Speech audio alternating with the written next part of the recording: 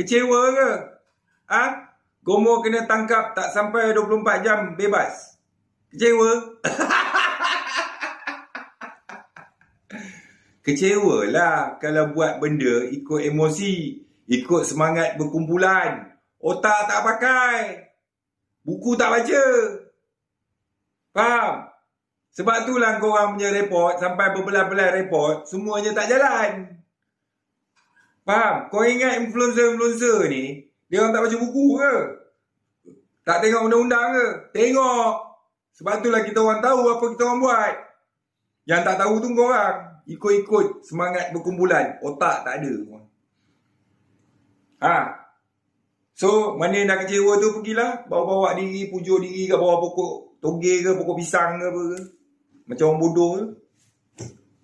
Polis dia tengok report kau, dia tahu kau punya report ni nak kena dengan orang ke, nak buat naik orang ke, sakit hati kat orang ke, ada fakta tak ada fakta, polis tahu. Dia tengok kertas report pun dia tahu. Tapi pasal ada desakan dalam orang ramai, jadi kenalah tangkap. Sampai kat mahkamah, nanti majistret buat keputusan. Keputusan mahkamah saja.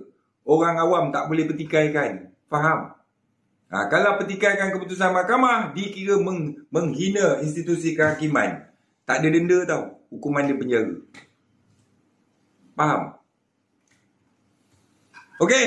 Bab Papa Gomo ni aku tak heran. Sebab aku pun dah lama tak kena tangkap. Tunggu-tunggu tak ada. Pasal apa tak ada? Entahlah, aku tak tahu. Kena tangkap lagi famous. Tengok Papa Gomo. Cilaka dia, asyik dia je kena tangkap. Aku tak dapat peluang langsung. Rindu juga aku lokap-lokap ni. Kan? Masuk lokap kepala kosong. Keluar lagi laju otak.